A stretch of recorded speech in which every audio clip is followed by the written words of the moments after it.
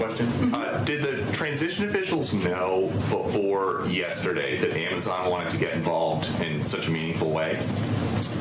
We saw, not that I'm aware of. I'm happy to check. I mean, when the reporting came out, I asked the question, and I think internally, and what was conveyed to me, and I don't think we discussed this yesterday, was that we've had a lot of outreach, some privately, some publicly, from a range of businesses and private sector entities, and we certainly welcome that, and we'll be considering all of those offers and what makes the most sense in our plans and proposals. So, because there are some Trump officials saying they were never offered help from Amazon, and so they're essentially saying they think this was a political call for Amazon to wait while lives were hanging in the balance, but you're saying that is not the case. I'm not aware of the timeline of when Amazon reached out. That sounds like a question for Amazon to me. Brian, I have to say the 800-pound gorilla in that room, Peter Doocy, our own Peter Doocy, hit it right on the nail on the head. You have a situation where unless President Biden stops Nancy Pelosi from pursuing this mad impeachment, we're going to have a very divided country. We're not going to have any unity whatsoever. We're going to have people, stabbing each other in the back. It's going to be an outright civil war. There's a good chance that if he is tried by the Senate, he could be convicted by 2/3 vote. I don't know how the Republicans are going to go. And then after that, he could get, by a simple majority, barred from ever seeking office again. This is an existential crisis for President Trump, Brian. Geraldo, it's a crisis, too. And if Joe Biden wants to bring the country together, the way to do it is to say, I'm asking Senator Schumer to stand down. How helpful would it have been if Amazon got involved with the federal response to COVID-19 before Biden took office? And do you know about any plans or discussions ahead of yesterday? No, I don't think I could answer that question. I'd be waving my hands about that. Sorry. Well, one of the new things in this administration is if you don't know the answer, don't guess. Just say you don't know the answer. Yeah. Yes. And what do you make of her calling? Well, I'm still hung up on that. Yeah. Right. I mean, here's the thing. Y'all do look alike. You do. But the Biden candidacy watched Peter Doocy follow them for a year and a half. They know exactly who Peter Doocy is. He emailed him every day. They knew him. So is this just a jab? Is this a, hey, we don't like you being in this press room because you're the only one that actually asks questions that gets to answers that we don't want to give? So I'm going to call you Steve? Well, it was her first full day in the job. And, I read a bunch of glowing reports about how she's brought a new tone of civility to the press room. So I would imagine it was just an honest mistake.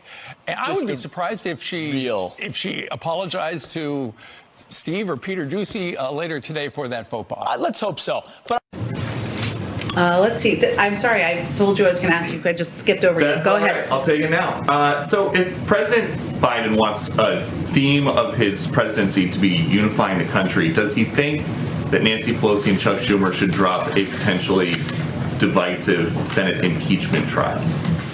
Well, he spoke today, as you all saw, about unity in his inaugural address and the importance of unity in bringing the country together and the resolve of the American people in helping to get through this moment. We are confident, though, that just like the American people can, the Senate can also multitask, and they can do their constitutional duty while continuing to conduct the business of the American people. And his view is that the way to bring the country together is to address the problems we're facing. And so that means getting this COVID relief package through, having Democrats and Republicans take a serious look at that and have conversations with each other about how to move it forward. And he's going to leave the mechanics, the timing, and the specifics of how Congress moves forward on impeachment to on federal lands at all times. At the inaugural memorial, yes. I think, Steve, he was celebrating an evening, a historic day in our country, and certainly he signed the mask mandate because it's a way to send a message to the American public about. And I will do what I said. It's going to take not day one. It's going to take probably the next 6 months to put that in place. Thank you so much. Thank you. Merry Christmas, everybody. Thank you.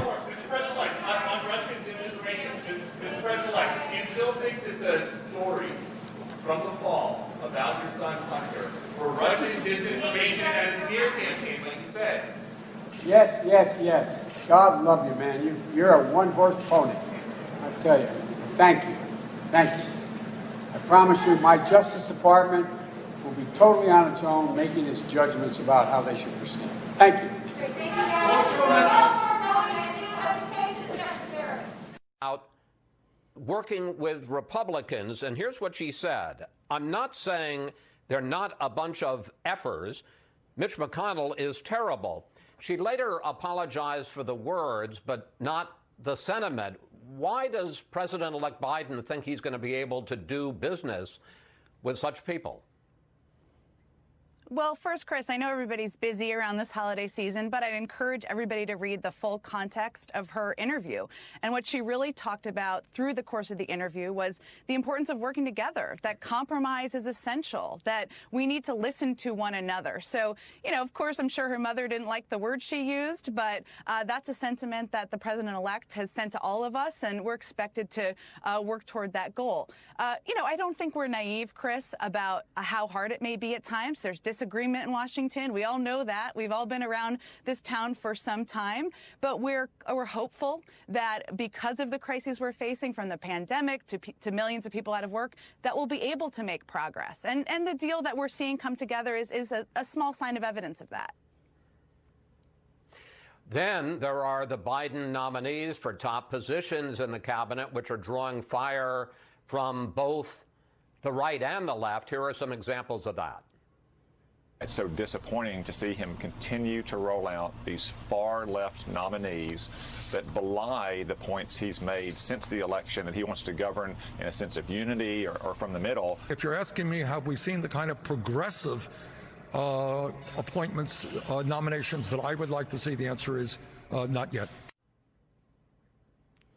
When Republicans say there's no chance they'll confirm Neera Tanden as budget director, when some Democrats say they won't approve a waiver to let retired General Lloyd Austin serve as defense secretary, does President-elect Biden, Jen, think that they're bluffing? I don't think President-elect Biden would nominate anyone he didn't think was qualified and didn't think should deserve consideration and confirmation by the United States Senate. And look, we didn't expect that every nominee would be embraced by every corner of our political system. That's simply impossible in the environment we're living through. But all of these nominees, many of the ones you've mentioned, have already spent time meeting with members, Democrats. Many have met with Republicans. That will continue in January. And we're hopeful that the Senate will move quickly to confirm nominees who will be addressing the crises we face, Chris. We need people leading these departments to help address the pandemic, rebuild our place in the world. And I don't think anyone would question the qualifications of people like Janet Yellen, Tony Blinken, Ali Mayorkas, and many of the others that the president-elect has nominated. After the Electoral College voted this week to make Joe Biden the president, he said this. Take a look. The flame of democracy was lit in this nation a long time ago. And we now know nothing, not even a pandemic or an abuse of power, can extinguish that flame. Does the president-elect believe, his use of the phrase abuse of power, does he believe that President Trump has engaged in an abuse of power in the way he has contested this election?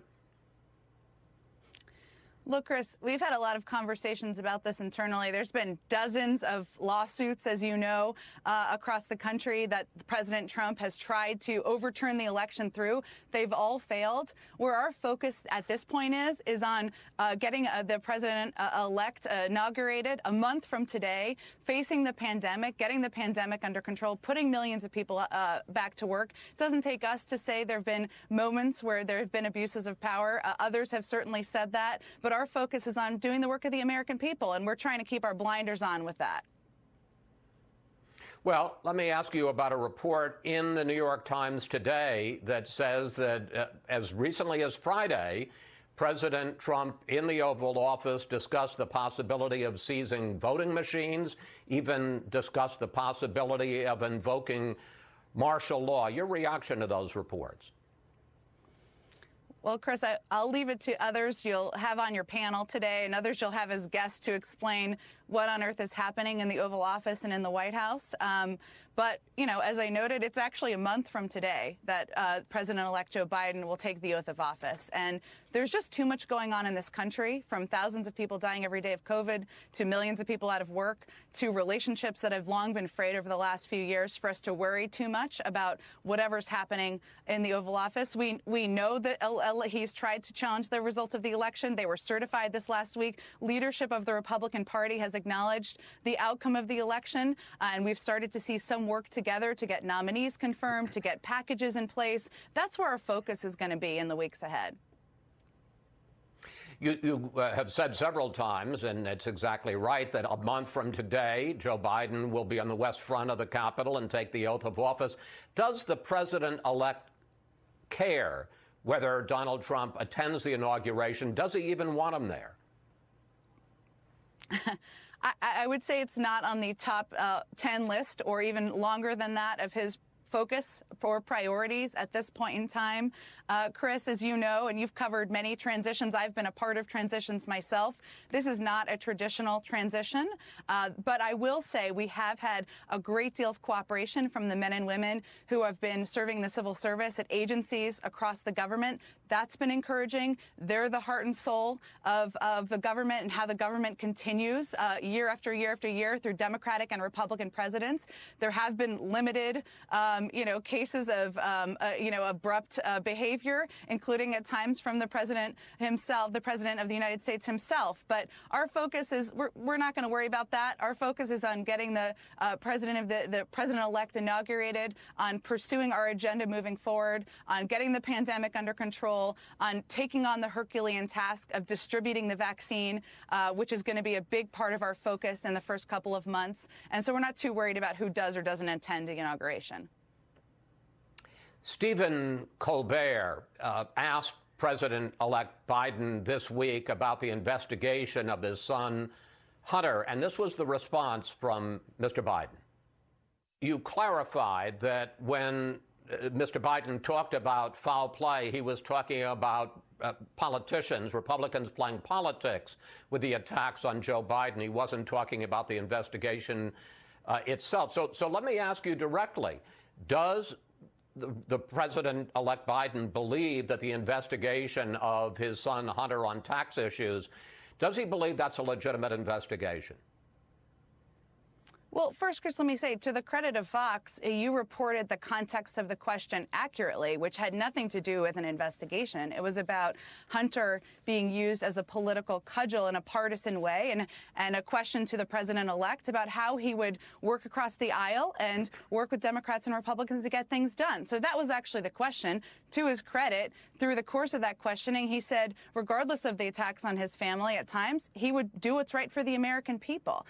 There will be, he is working and thinking now, no decision has been made about who he's going to nominate to be the Attorney General. He's been emphatic that that person will oversee an independent department. He's looking for somebody of the highest level of integrity.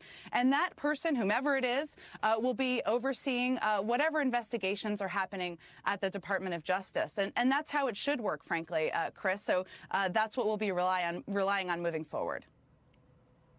Let me pursue that a little bit with you, Jen, because there is a lot of concern among Republicans as to whether or not President Biden is going to stop the investigation of his son. So a couple of specifics here. Does he promise to let David Weiss, who is the U.S. attorney in Delaware who is currently conducting the investigation of Hunter Biden, does he promise to allow him to finish the job? And what does he think of President Trump possibly appointing a special counsel to conduct an independent investigation of Hunter Biden? Well, let me be crystal clear, Chris, and I appreciate you asking this question. He will not be discussing an investigation of his son with any attorney general candidates. He will not be discussing it with anyone he is considering for the role, and he will not be discussing it with a future attorney general. It will be up to the purview of a future attorney general in his administration to determine how to handle any investigation. As you know, U.S. attorneys are, that's a personnel decision. We're far from there at this point in the process, given we haven't announced yet an attorney general, a commerce secretary, a labor secretary, an education secretary. We have a few more to go, but we're going to allow the process to work how it should, which is for a Justice Department to be run independently by the Attorney General at the top.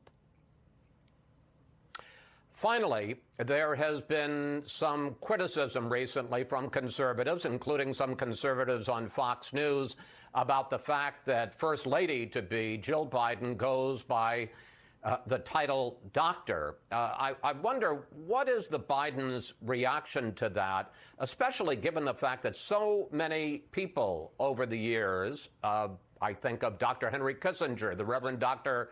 Martin Luther King, have gone by the title doctor, even though they're not medical doctors, and nobody seems to have made a fuss about that. That's exactly right, Chris. It's a bit perplexing to me, and I'm sure to millions of Americans, that with thousands of people dying every day of COVID, millions out of work, that anyone would wake up in the morning and decide that the focus they need to have, the way they contribute to society that day, is to question whether or not Dr. Jill Biden, someone who's still teaching, who has a PhD in education, should be called a doctor or not. Of course she should, as anyone who works through that challenging process of getting a PhD.